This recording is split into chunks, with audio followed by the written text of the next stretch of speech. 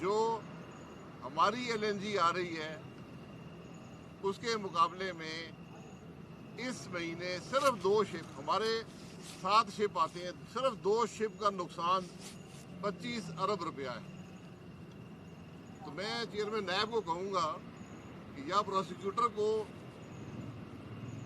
कुछ पढ़ा ले अच्छी तरह से, या आप पढ़ लें अच्छी तरह से ये नुकसान क्या होता है। नुकसान तो ये होता है जो मैंने अभी आपके सामने रखा है। बनाए ना केस। चेयरमैन नैब अगर गैर जानिबदार हैं, इस हुकूमत से आंखें बंद नहीं की हुई, तो केस बनाए। और केस तो अल्हम्दुलिल्लाह बनेगा चेयरमैन नैब के ऊपर। चेयरमैन नैब साहब ने फरमाया कि जब तक मैं नहीं आया था 99 से 2017 तक नैब ने 281 अरब रुपया कमा कर हुकूमत पाकिस्तान को दिया था। ये चेयरमैन नैब का बयान है, ये मेरा बयान नहीं है। और जब से मैं आया हूँ तो मैंने 539 अरब रुपया कमा कर हुकूमत को दिया है 4 साल में। पाकिस्तान की जो सबसे बड़ी कंपनी है PSO और OGDC, वो भी इन 4 सालों में ये रकम नहीं कमा सकी है जो चेयरमैन नैब ने कमाई है। और ये बताया गया कि जब से नैब बना है तो 820 अरब रुपया नैब कमा कर हुकूमत पाकिस्तान को दे चुका है। अब जो पाकिस्तान की मिनिस्ट्री ऑफ फाइनेंस है, उसके एडिशनल सेक्रेटरी बजट, सारी रकम मिनिस्ट्री ऑफ फाइनेंस में जाती है। फेडरल कंसोलिडेटेड फंड होता है जो हर बजट का हिस्सा होता है, उसकी रकम लिखी होती है कि पैसे कहाँ से आए हैं। तो additional secretary budget ministry of finance पेश हुए स्टैंडिंग कमेटी सेनेट के सामने। उन्होंने कहा कि जनाब, जब से नैब बना है 6.5 अरब रुपया सिर्फ नैब ने हमें दिया है। यानी हुकूमत को नैब से सिर्फ 6.5 अरब रुपया मौसूल हुआ है। और मौजूदा जो चेयरमैन नैब है जो ताहयात रहने की कोशिश में है, उनके दौर में 4 साल में 1.4 अरब आया है। और नैब वो इदारा है जो 6 अरब हुकूमत से लेता है और खर्च करता है। यानी इस चेयरमैन नैब ने 24 अरब खर्च किया और 1.4 अरब हुकूमत को दिया है। ये आज नैब के हालात हैं। तो ये जो 539 अरब है, ये यही है जो अदालतों में बने हुए हैं कि जो मर्जी लिख दो, प्रोसिक्यूटर जो मर्जी पढ़ना शुरू कर दे, पूरी अदालत हंस रही है कि प्रोसिक्यूटर बातें क्या कर रहे हैं। जिस आदमी को ये नहीं पता कि 400 से 600 हो तो ये 200% इजाफा है या 50% इजाफा है। नैब का प्रोसिक्यूटर कह रहा है ये 200% इजाफा कर दिया गया है। तो असाब भी थोड़ा कमज़ोर है, सिर्फ प्रोसिक्यूटर साहब का नहीं है, बदकिस्मती से चेयरमैन साहब का भी असाब कमज़ोर है कि 539 अरब के दावे के मुकाबले में 1.4 अरब आया है।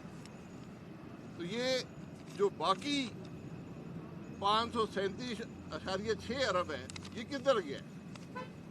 मेरा अब सवाल चेयरमैन नैब से होगा कि एक दिन केस बनेगा और आपसे पूछा जाएगा कि आपने कहा है कि मैंने 539 अरब कमाए हैं, जमा आपने 104 अरब दिया है, तो ये 537.6 अरब रुपया जो है ये आप घर ले गए, ये कहाँ पर है ये पैसा?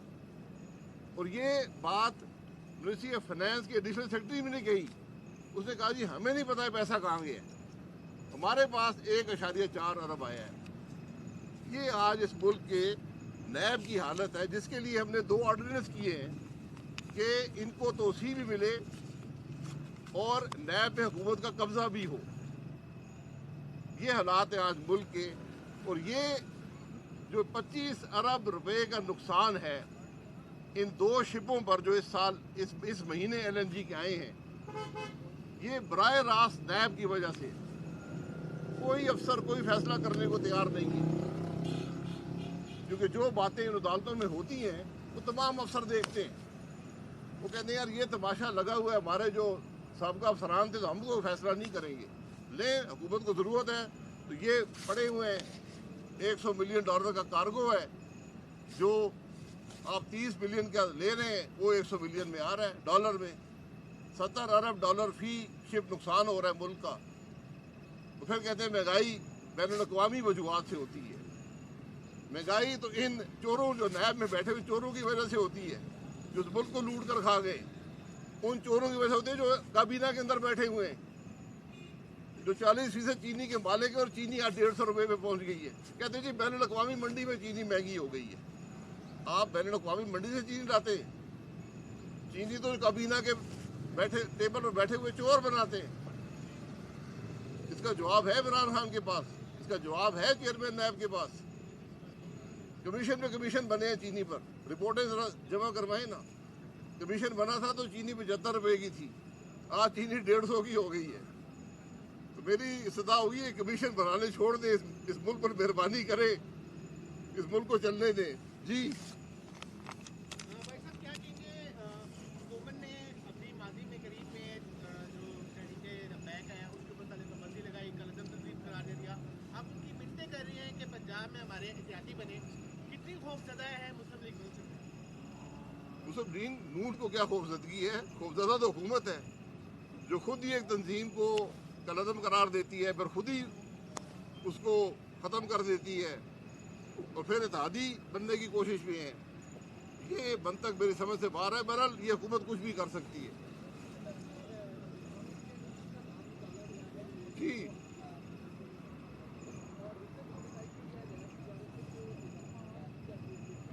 जी, फिर पर्चा हमारे खिलाफ बना दें।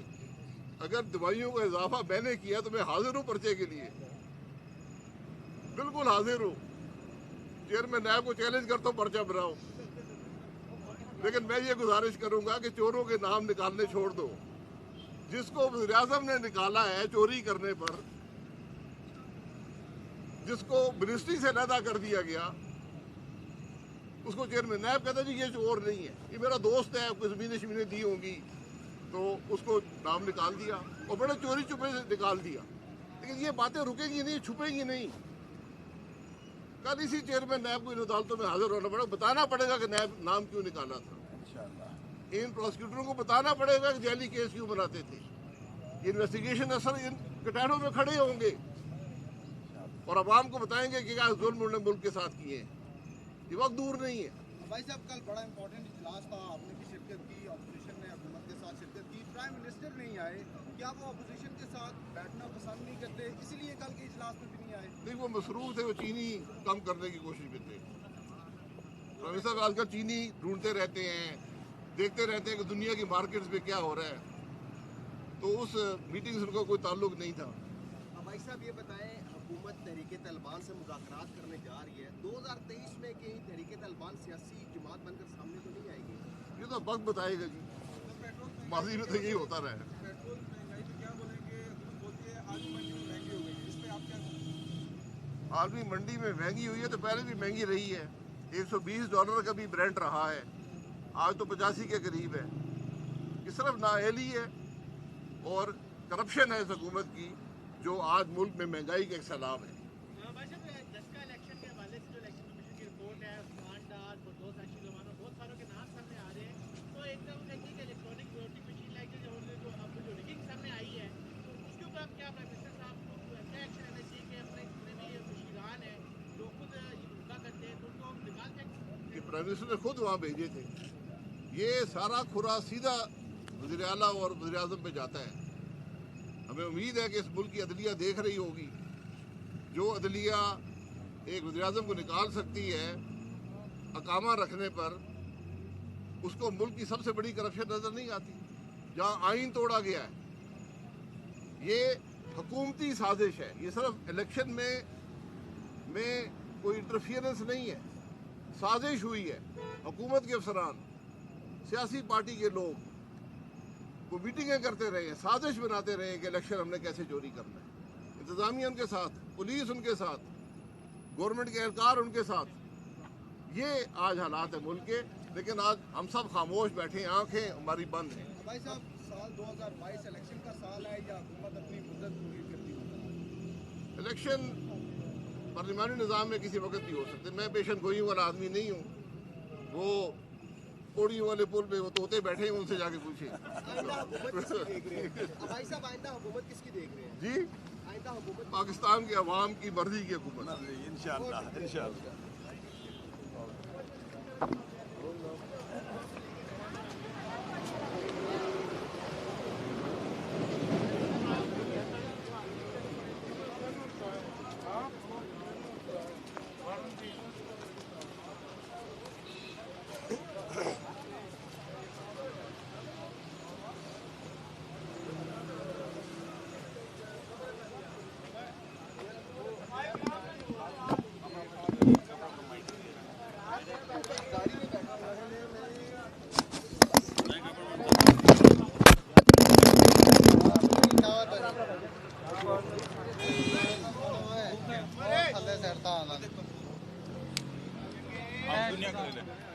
हम का ये ले यार, अपना अपना ही फड़ना है। मेरा उतार दे।